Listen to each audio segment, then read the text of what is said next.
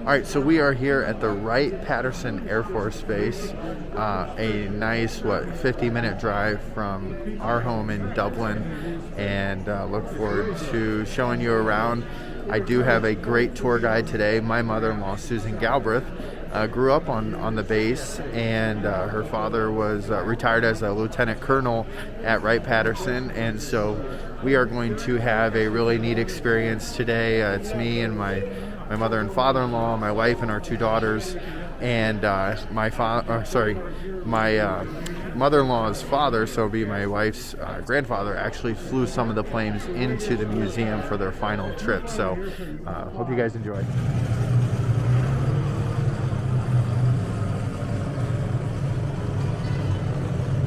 So this is the Hurricane and the Battle of Britain, 1940.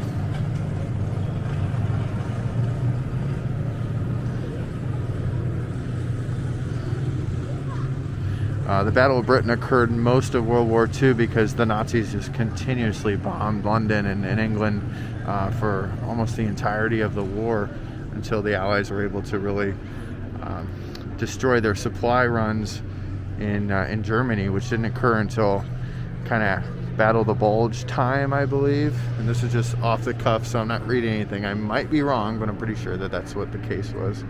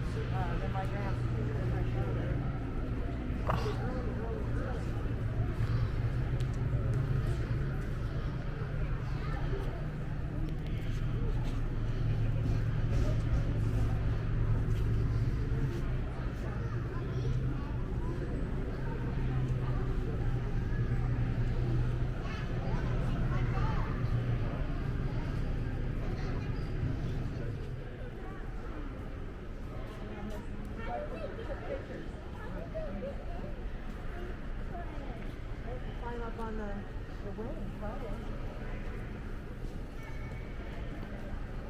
So you can climb up on the wing and climb it. Sorry. Okay. Hey guys. They just had to be strong. Oh, that's an engine.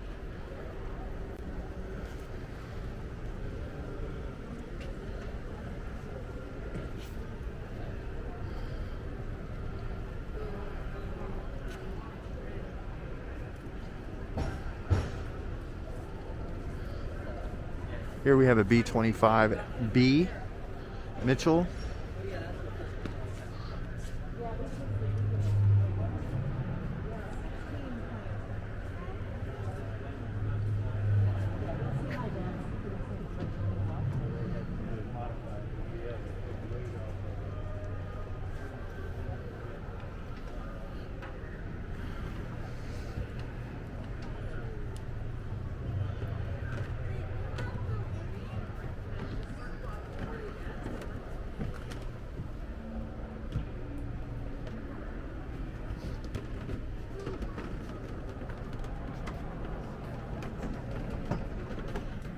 All right, Susan, tell us about the Strawberry Bitch.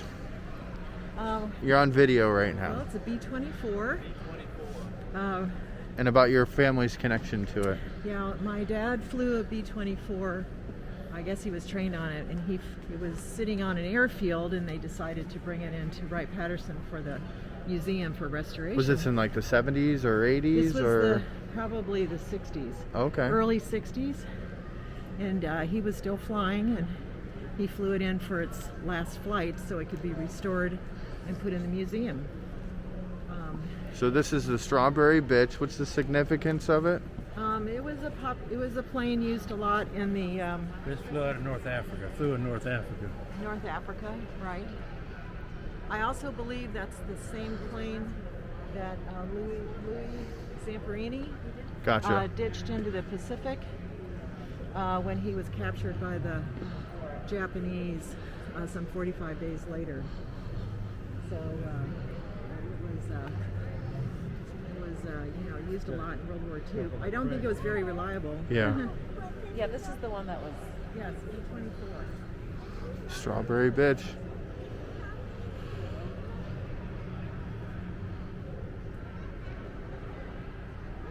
And I'm sure my dad, let's see. I don't know if he flew this out of Libya, out of Wheelus Field or not. We were at Wheelus Field from 1952 to 1955. And my dad evidently was carrying nuclear warheads, according to another pilot who's more my age. So he could have been flying B-24s, B-29s, I'm not real sure. Training crew, but because he was the top of his class, they decided to keep him and retrain him on the B-29. It probably saved his life. Yeah. The B-17 is what was used because of the short distances from England to the Europe mainland. This was the main plane they used in World War II in Europe.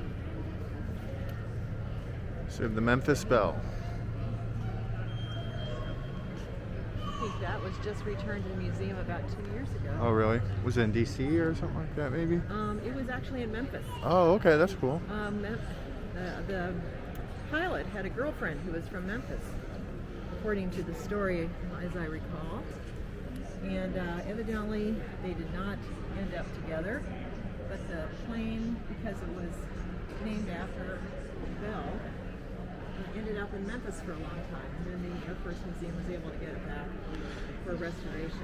So the Memphis Belle is a B-17, a crew of 10 people, up to 1350 caliber machine guns and 8,000 pounds of bombs. Wow, 4 1,200 horsepower turbo supercharged radials. Maximal speed was 325 miles per hour. Range was 2,800 miles. Combat radius was about 600 miles. The B-24 Liberator and the B-17 said it formed the backbone of the United States Air Force strategic bombing force and helped win the war in Germany, against Germany. But I know that, this was the main plane. Yeah, and there's a movie, Memphis Belle, right? It was released a few years ago. Yep. So this is the Memphis Belle.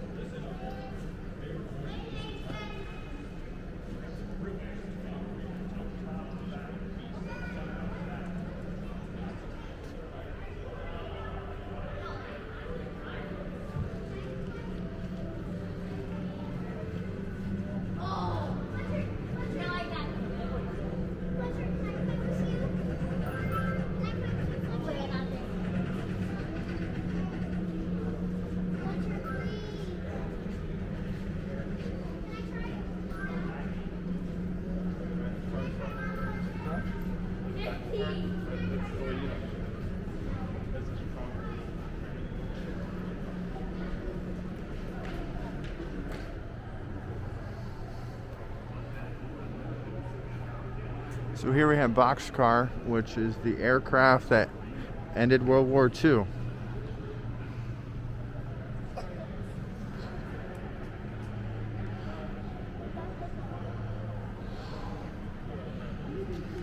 So Susan, tell me, so your dad trained with this group here, or? My dad trained on a B-17 and then a B-29 and was sent to Tinian, and he arrived just after they dropped the bomb on Nagasaki. The crew that dropped the bomb was given some rest, and my dad was the next pilot or co-pilot on Boxcar out of Tinian right after they dropped the bomb. In reading information about that era, B-29 pilots look for Japanese subs in the Pacific, and so I'm guessing he did that, and this was still while the war was going on. And then also when the war was over, there were a lot of Americans that were prisoners of war in Japan, and the B-29 pilots dropped supplies to them before they could be picked up. They needed blankets and food and clothing in order to survive until they could be brought back to the States. And then your dad is in the photo over here, right? My dad, the Boxcar was rotting on a field in Arizona, and the museum was going to restore it. So he was the pilot that flew it back. They had a chase plane with a lot of parts, and they got it running, and they were to stop at an air base in Texas part way, because Arizona to Wright-Patterson, long way, Yeah. and the radio went out. So they had to hold up a sign to have the chase plane go in ahead of them so they could follow it in. And they got it back to Wright-Patterson, and it was restored. But he actually flew this during World War II out of Tinian. And so he was pretty proud of this plane. Yeah, that's really neat. I'm gonna go walk around the plane now.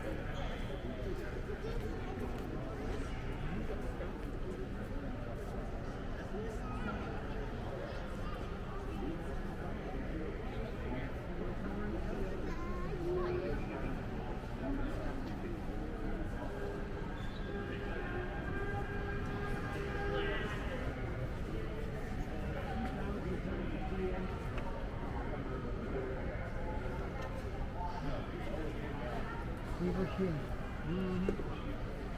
then because of not the second filtering, however, the damage was less than relative flat city. He was They were made two different types of material. Susan, you gotta tell me the story again. So this is a B-52 here? This is a B-52. I don't know whether it's called the Super Fortress or the whatever the name is, but they are enormous planes, and they were part of the Strategic Air Command. SAC is known, and it was they're the first guys in case of being attacked would be sent out because they were so big and powerful. And they used to have these engine burns in the middle of the night, and we were in a little farmhouse just outside the gate.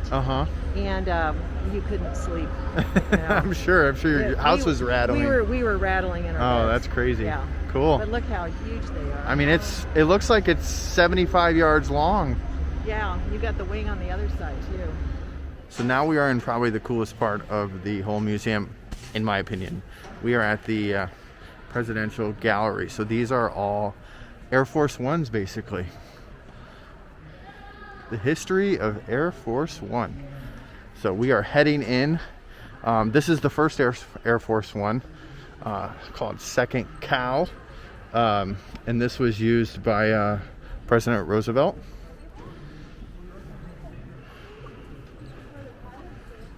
So we're gonna take a spin in. Hey girls. Hi. Mabel, you can say hi. Too scary?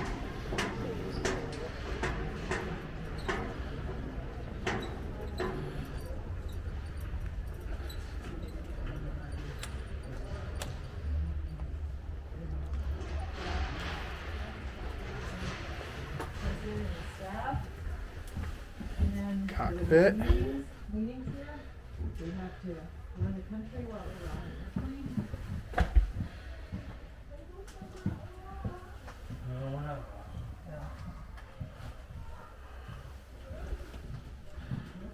airplane. Sleeping quarters. Kitchen.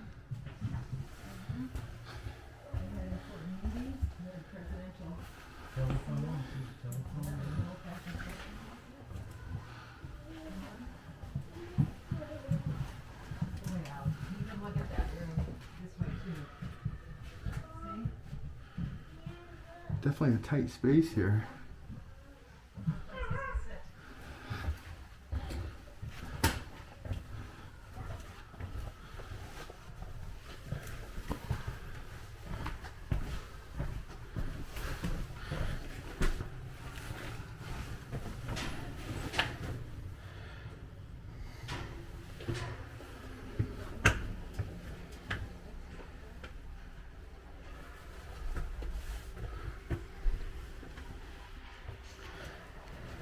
So this is the Independence, which was used by President Harry S. Truman, and it is the Independence. My guess would be is because he is from Independence, Missouri. So this would be the second Air Force One, if that makes sense.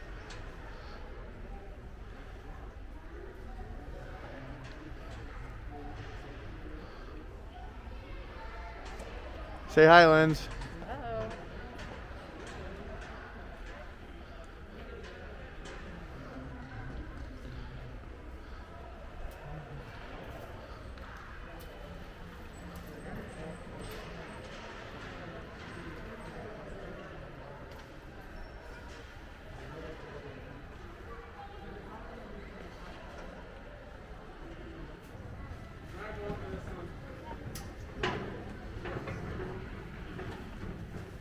Oh man. Holy moly, look at all that stuff.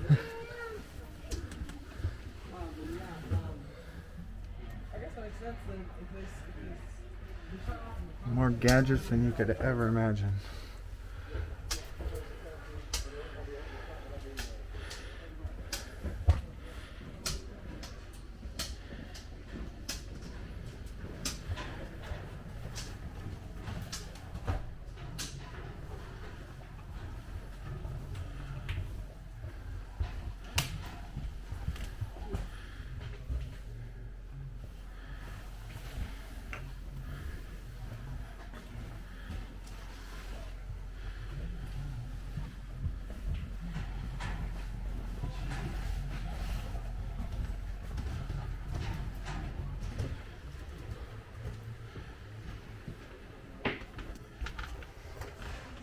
So now we are touring Air Force One.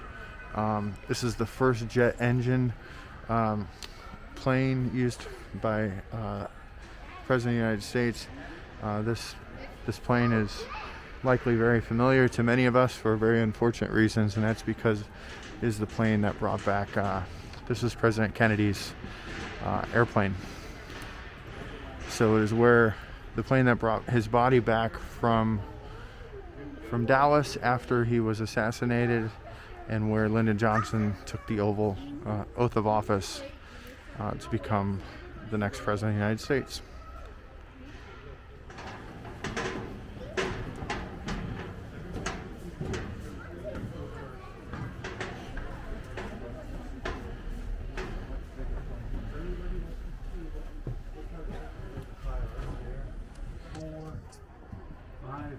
Five seats. Before five. So everybody was in there. Yeah, an office where they could communicate in the kitchen. Seats.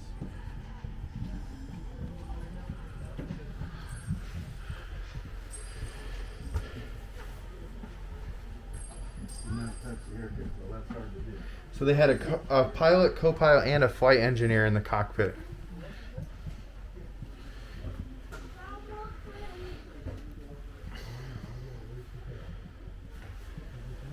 So again, we are in Air Force One that was used by President Kennedy.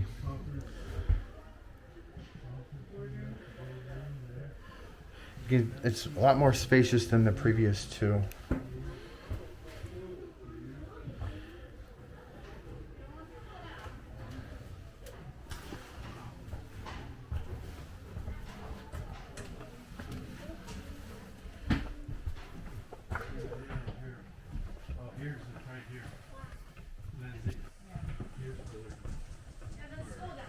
Television.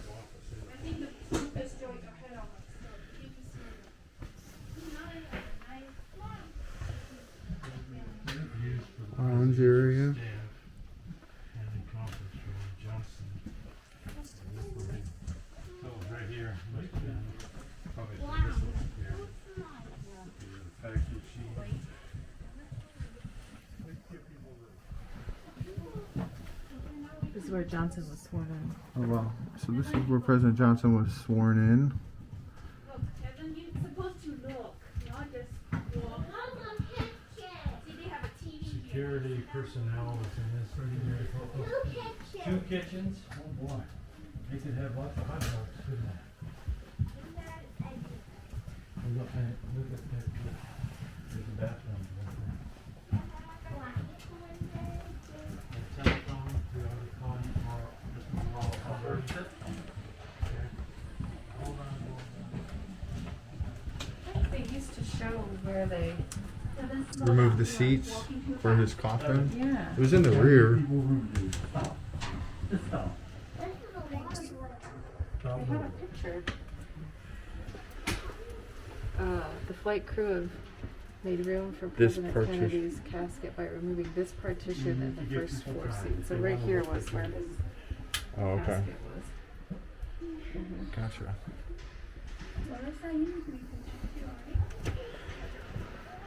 A lot of history on that plane. So here we have the Hanoi Taxi, which is a Lockheed C-141C.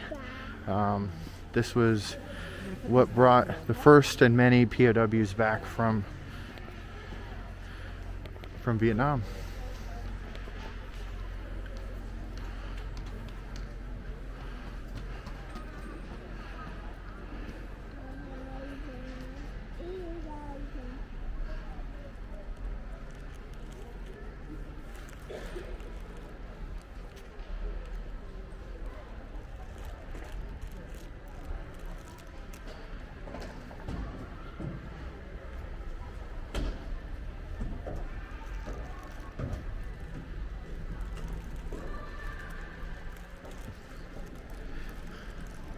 I'm on grape monitoring duty right now, or else I would go inside, but you want to go inside? No. Okay.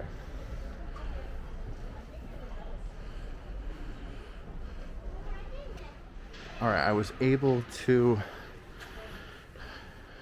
be relieved from my grape feeding duties, and so now we are inside the plane.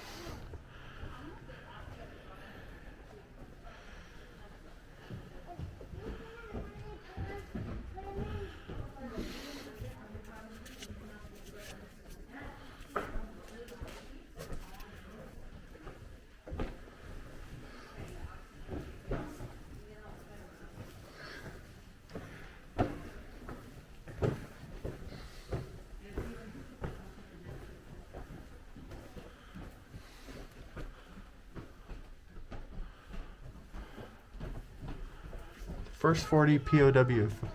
On February 12, 1973, the Lockheed Starlifter Hanoi Taxi carried the first 40 American prisoners of war released to freedom from North Vietnam.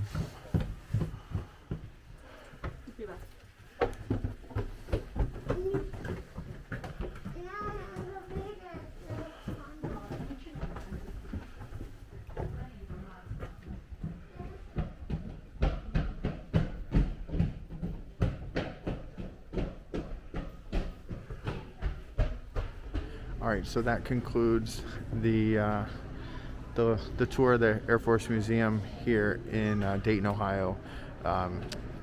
Just a really cool piece of American history, located less than an hour drive from Columbus. Super easy to go through. I came with my mother and father-in-law, my wife, and our 4 and 6-year-old girls, and everybody had a great time. Everybody wore masks, which was mandated by the facility. We brought our own stroller, had some snacks on the way, so really recommend this to everybody. It's free too, so take a piece of American history with you as you go home, and I hope you guys have a great day.